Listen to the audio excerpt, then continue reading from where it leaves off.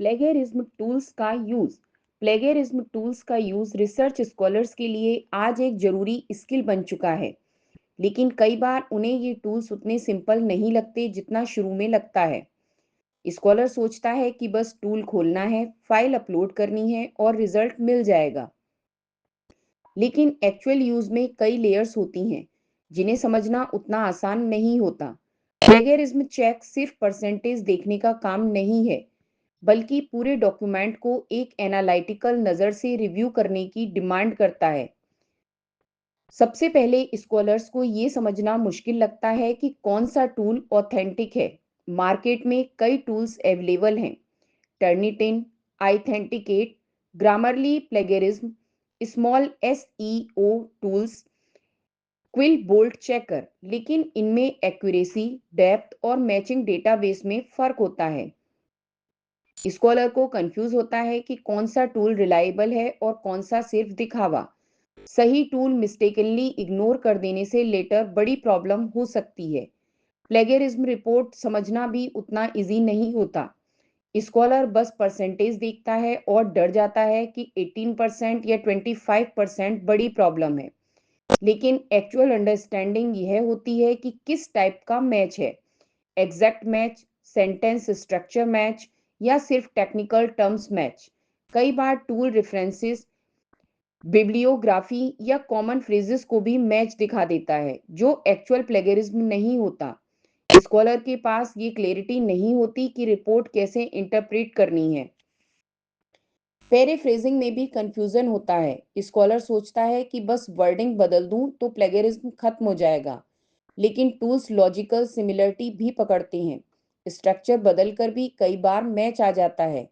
Scholar को लगता है कि उसने बहुत स्मार्ट काम किया है, लेकिन टूल उससे भी ज़्यादा स्मार्ट निकलता है।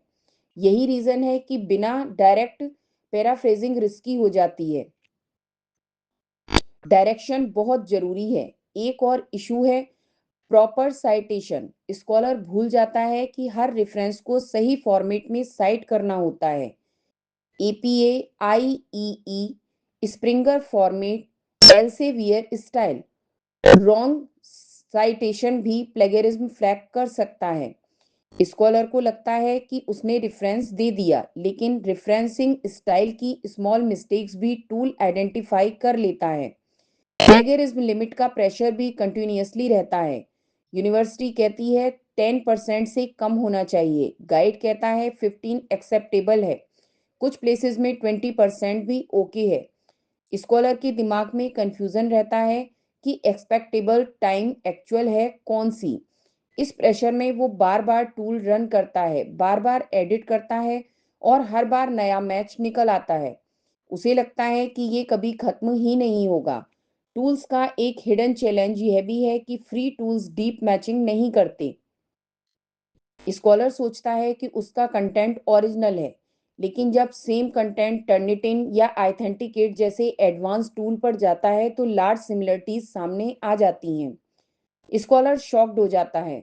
उसे लगता है कि फ्रू टूल ने उसे गलत कॉन्फिडेंस दिया था। ये गैप उसकी प्रिपरेशन को वीक बना देता है। कई बार स्कॉलर को लगता है कि प्लेगरिज्म टूल सिर्फ डराने का काम करता है, लेकिन असल में ये रिसर्च क्वालिटी इंप्रूव करवाने का इनडायरेक्ट तरीका है।